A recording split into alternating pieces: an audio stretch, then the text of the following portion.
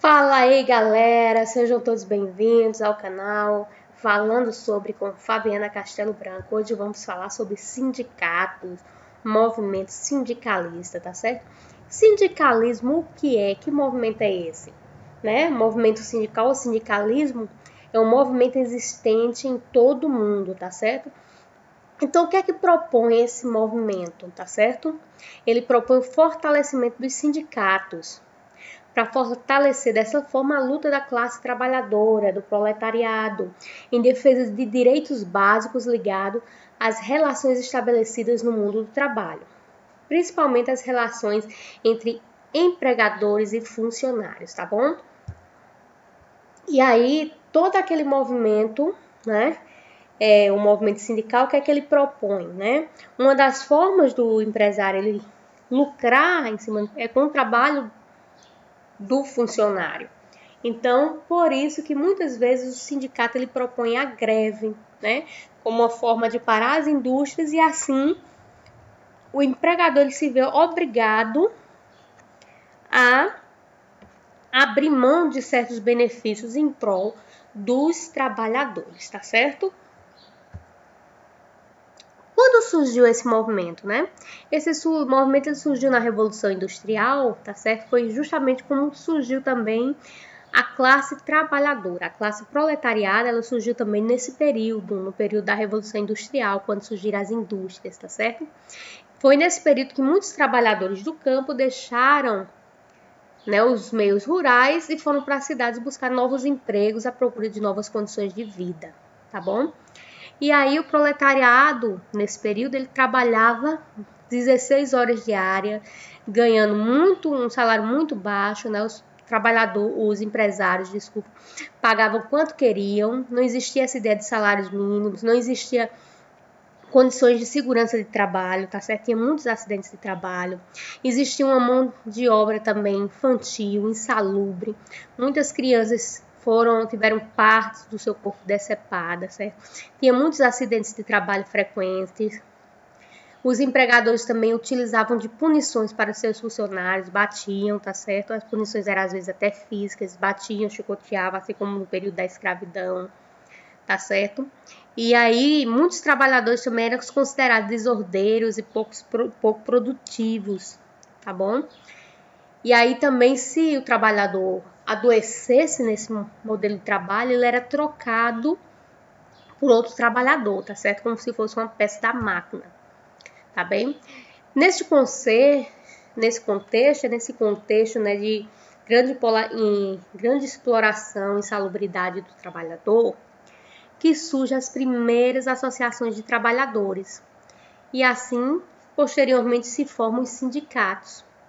As atividades sindicais, nesse período, elas foram suprimidas fortemente, tá certo? E aí, o que é que acontece? Os sindicatos, né, nesse período, eles eram clandestinos, escondidos por causa da repressão.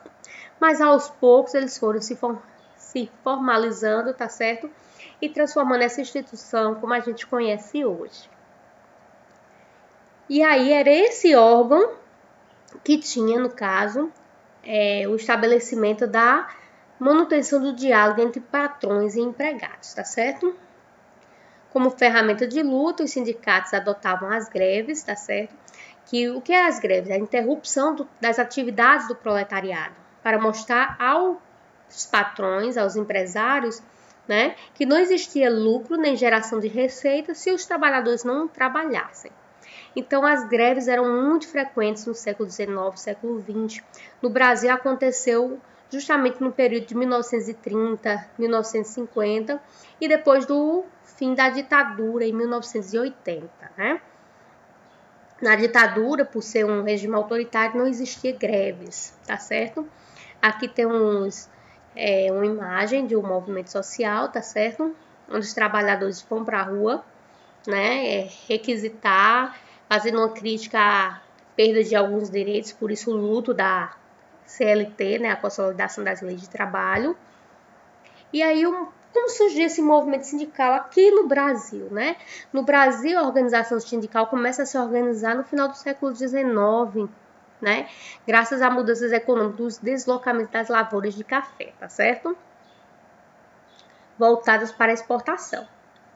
O que é que acontece? Ele sai da região da Paraíba rumo ao oeste paulista, né? Isso ainda ocorre, né? Ainda tem muitas pessoas que saem de estados no Nordeste para ir para as grandes capitais em busca de trabalhos, tá certo? E aí, o que é que acontece? Existe toda uma condição de acúmulo de capital nesse setor industrial, nesses locais. Se a gente for ver Minas Gerais, São Paulo, né, esses locais são considerados os locais do grande setor industrial, né, assim como Brasília, né? Então, nesse período do século XIX, o pessoal saía desses estados menos industriais para trabalhar nos estados mais industriais, tá certo? E assim foi quando surgiu a classe proletariada brasileira e as primeiras organizações de trabalhadores. A indústria brasileira repetiu o mesmo comportamento da indústria europeia, né? Como sempre, a gente sempre repete, né? E aí eram as mesmas questões, né? Jornadas de trabalhos longas, condições insalubres, baixa remuneração, demissões inesperadas e feitas de forma verbal, não tinha nenhum documento, acidentes de trabalho, proliferação de doenças por causa das péssimas condições de trabalho. Então, tudo isso se repetir no Brasil, assim como nos países europeus e americanos, né? Então, as primeiras organizações de trabalhadores atuavam para ajudar os trabalhadores nas questões ligadas aos problemas de saúde e insalubridade, né? E acidentes de trabalho. Também moradias precárias e irregulares que às vezes eram oferecidas a esses trabalhadores, o que ainda ocorre principalmente com os trabalhadores de corte de cana aqui no Brasil, né? Já nas primeiras décadas do século XX, as organizações sindicais elas se modificam um pouco, né? Os primeiros sindicatos aqui já vão buscar não auxiliar os trabalhadores nessas situações de saúde, de doença e de moradia, mas aqueles já vão buscar melhores condições de trabalho através de uma redução de jornada de trabalho exaustiva, tá certo? Porque o que é que acontece? Com o trabalho exaustivo, as pessoas tendem a ficar cansadas e cometerem mais erros, né? E assim também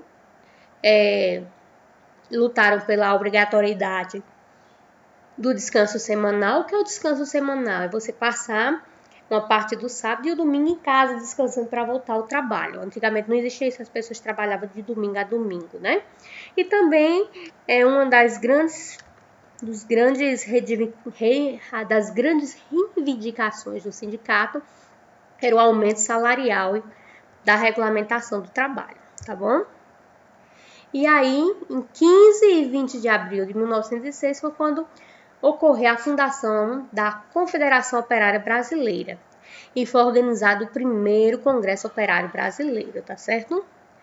O Congresso, né, sindical, justamente ele começa a trabalhar dessa forma, né, fazendo essas discussões entre o trabalhador e o empregado, né? E aí o que é que ele faz entre os empresários e os empregados? E aí o que é que ele fazia, né? Ele via justamente esse auxílio assistencialismo.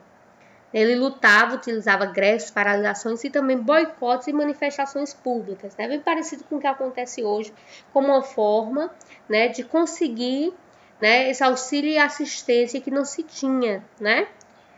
Por isso as lutas pelas insatisfações, né? Então, dia 1º de maio é considerado o Dia do Trabalhador. Por quê? Né? Porque foi no dia 1º de maio que aconteceu uma das maiores manifestações públicas trabalhistas, tá certo?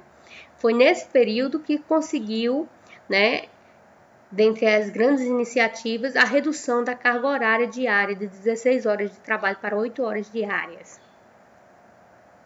Tá bem? Aí conseguiu-se também o que? Indenizações por acidentes de trabalho, direito às organizações de sindicatos, regulamentação do trabalho feminino e a proibição do trabalho infantil. Por quê? Antigamente as mulheres trabalhavam e ganhavam muito menos que os homens. Hoje tem empresas que pagam menos as mulheres que os homens. Isso é certo, tem empresas que pagam. Porém, neste tempo, isso era bem mais visível, tá bom? E as crianças também trabalhavam, né? Da mesma forma que os adultos, tá certo? Então, o trabalho infantil nessa época passou a ser proibido, tá bom? E aí, em 16 de maio de 1907, ocorreu a primeira greve pós-congresso, feita pelos trabalhadores das ferrovias, dos trens, dos ferroviários, né? O movimento se espalhou por todo o país e houve uma paralisação de diversos trabalhadores industriais. Lembrando, gente, que nesse período, né, o transporte era feito o quê? De trem. Então, ficou parecido com aquela greve que houve dos caminhoneiros há um tempo atrás, né? Os trabalhadores nesse período foi violentamente reprimido, né? Tá certo? E o movimento sindical, dessa forma, ganhou mais força e apoio das classes trabalhadoras, uma vez que não só os ferroviários pararam, mas diversos trabalhadores industriais. Em 1917, já 10 anos depois, ocorreu a greve mais duradoura aqui do Brasil, a que demorou por mais tempo, né? E aí, essa ideia dos trabalhadores se unirem em prol de um benefício próprio, de um benefício comum para todos, né? E aí, as consolidações da lei trabalhista, né, os direitos que a gente conhece hoje dos empregados, eles só surgem em 1943 com o Getúlio Vargas, tá certo? Quando o Getúlio Vargas regulamenta a consolidação das leis trabalhistas, né? Por isso ele é considerado o pai dos pobres, né? E um dos grandes responsáveis pelo populismo, né?